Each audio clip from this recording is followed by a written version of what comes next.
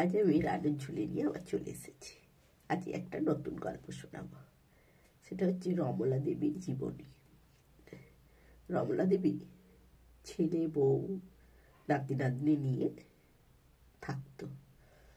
সারাটা দিন সংসারে খুব কাজ করত। খুব ভালো মানুষ, সংসারে খুব কাজ করত। ওনার স্বামী ছিল না, সংসারে কাজ করত।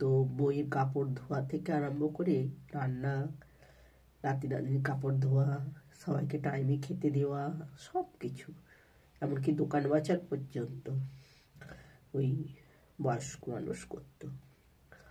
একদিন বৌমাকে ছেলেকে ডেকে বলল, বাবা এবার তোরা একটু সংসারের হাল ধর, আমি তো আর পেরিয়ে উঠছি না রে একা, একটু বৌমাকেও বল একটু রান্না কাজকর্মের দিকে আসতে। ছেলে তখন বলছে, কেন, ও তো কাজ করে। বলছি, কি কাজ করে বাবা? ওর কাপড়টাও তো আমি কেচে দিই, ঘুম থেকে উঠে কাপড়টা ছেড়ে দেয়, জল খাবার, দুপুরের খাবার সবই আমি করে দিই। আমি কি আর পারি? এমনকি নাতি নাতনিদের পর্যন্ত খাবার দাবার আমিই দিই। অথচ বাবা তোদের কাছ থেকে একটুও ভালোবাসা পাই না। বলছে, আবার কি ভালোবাসা আশা করো? যা ভালোবাসি অনেক বাসি।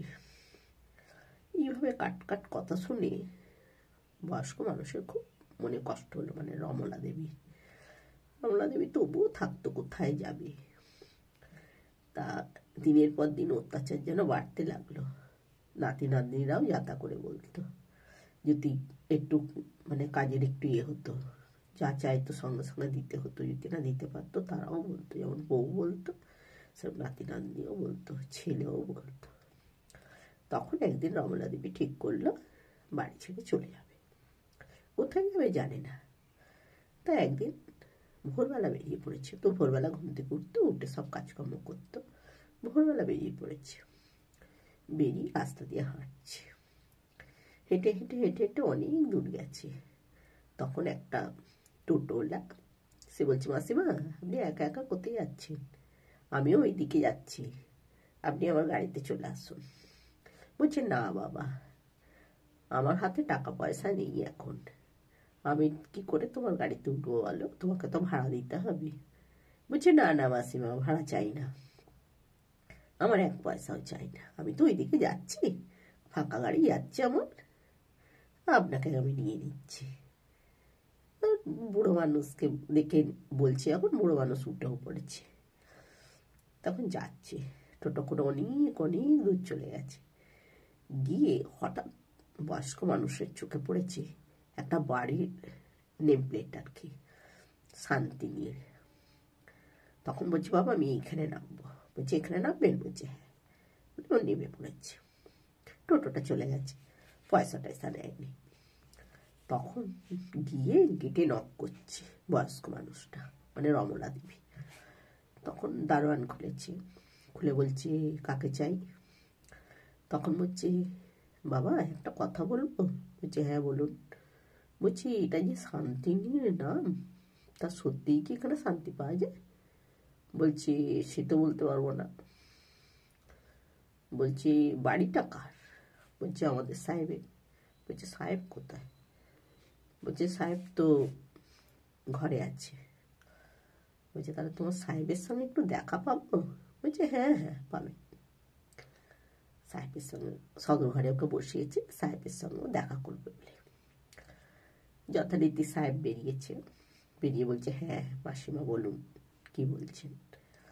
তখন বলছে, বাবা তোমার গেটের ধারে দেখলাম নেম প্লেটে লেখা আছে শান্তিনী, তা সত্যিই কি এখানে শান্তি পাওয়া যায়? বলছে, সে তো আমি বলতে পারবো না। বলছে, তুমিও বলতে পারবে না? বলছে, না, যারা থাকে আমার বাড়িতে তারা বলতে পারবে। তো বলছে, কে থাকে? বলছে, এই সব কাজের মানুষরাই থাকে, আমার নিজের বলতে কেউ নেই। এই আমার রান্না করে, আমার আমাকে দেখাশোনা করে, আমার বাড়ি পাহারা দেয়, এরাই সব থাকে, বাজার দোকান করে। তখন বলছে, ও, তখন বলছে, আপনি কোত্থেকে এসেছেন, কি ব্যাপার? তখন বলছে, বাবা আমি শান্তির খোঁজেই এসেছি, তোমার এখানটা শান্তিনীর নাম দেখে আমি জিজ্ঞাসা করছি, আর আমিও চাই একটু শান্তি। তখন বলছি কেন, কি হয়েছে আপনার? তখন সব বলেছে। তখন শুনলো, শুনে টুনে বলছে জজ, আপনি জজ। বলছে বাবা তুমি কি কাজ করো? বলছে আমি জজ। বলছো? জজ শুনে টুনে বললো তাহলে আপনি এক কাজ করুন, আপনি ইনাদের সঙ্গে থেকে যান। আমারও তো রান্না বান্না কাজকর্ম করার জন্য লোক চাই। যখন আমার কাজের রান্নার মাসিমা যখন আসতে পারে না, তখন আপনি একটু হেল্প করবেন, কিংবা ওনার হাতেও হাত মিলিয়ে একটু হেল্প করে দেবেন, অসুবিধা কি আছে? আপনি থাকুন। যে ঠিক আছে বলে ও রয়ে গেছে। ভালো, ও রয়ে গেছে, ভালো যত্ন করে, মায়ের মতন দেখে। কারণ জজ বলে দিয়েছে ও সব কাজের লোককে, দেখো এ অনেক কষ্ট পেয়ে এখানে এসেছে, একে কিন্তু তোমরা কেউ অযত্ন করো না, বুঝতে পারলে? এ ছেলে বউ নাতি নাতনি কেউ ভালোবাসে না। আর বুড়ি খুব ভালো ভালো রান্না করতো, রান্না করে করে দেয় মাঝে সাঝে একটা দুটো পদ, খায়, জজেরও খুব ভালো লাগে, সবাই আনন্দে খায় ওর হাতের রান্না। তাই এইভাবেই দিন কেটে যাচ্ছে। ওখানে বুড়ি বেশ শান্তিতে আছে, অতিরিক্ত কাজ করতে হয় না, অথচ ভালোবাসায় ভরপুর, সবাই ওকে ভালোবাসে। তা একদিন এদিকে ছেলে বউ ভাবছে যে কি হলো, মা কতদিন চলে গেল, মা এখনো এলো না, কি হয়েছে, দেখি তাহলে কি করে মাকে খুঁজে পাবো। ছেলে বউ একটা ফ্ল্যাট বাড়ি কিনেছে, বলছি মায়ের বাড়িটা বিক্রি করতে হবে, কিন্তু করবো কি করে, মায়ের নামে তো বাড়ি, মাকে না খুঁজে পেলে তো হবে না। পেপারে বিজ্ঞাপন দিয়েছে।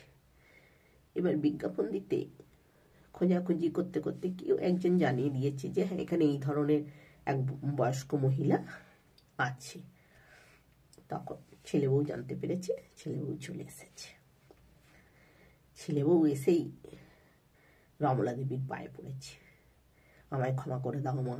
বউ ছেলে দুজনে মিলেই বলছে ক্ষমা করে দাও, অপরাধ করে ফেলেছি, হ্যাঁ তুমি বাড়ি ফিরে চলো, তুমি না বাড়ি থাকলে হবে না। তখন বলছে কেন বাবা, আমায় খাটাবার জন্যে? এত তো কষ্ট করছিলাম, বলো, কোনোদিন তো আমার নাম আমি পাইনি, আরও হচ্ছে না বলো, এবার তোমাদের উপর চাপ পড়েছে, এবার ওই জন্য আমাকে নিয়ে যেতে চাইছো। বলছে না না মা, তোমাকে খাটতে হবে না, কিচ্ছু করতে হবে না, তুমি চলো। বলছে না বাবা, ওই ভুল আর করবো না, আমি এখানে শান্তিতে আছি। এই যে ছেলেকে দেখছো, এই আমার হচ্ছে জজ ছেলে, এ আমাকে খুব ভালোবাসে, আর প্লাস এখানে যারা যারা থাকে তারাও আমাকে খুব ভালোবাসে, মায়ের মতন দেখে, আমি খুব আদর যত্নে আছি এনাদের কাছে, আমি আর তোমার কাছে ফিরে যাব না অত্যাচারিত হতে। তখন বলছে দেখছি না মা তো আর আসছে না কোনো মতে। তখন বলছে তাহলে তুমি এক কাজ করো মা, বাড়িটা আমায় লিখে দাও।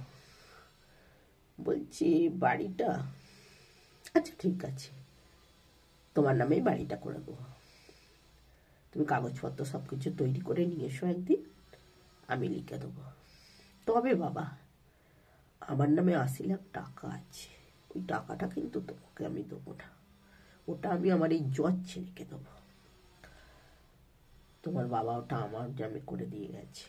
বলছি হ্যাঁ, এতদিন তো বলনি তোমার নামে অত টাকা আছে, তুমি এক কাজ করো, তোমার নাতি নাতনি দুজনকে ভাগ করে দিয়ে দাও 40-40 করে।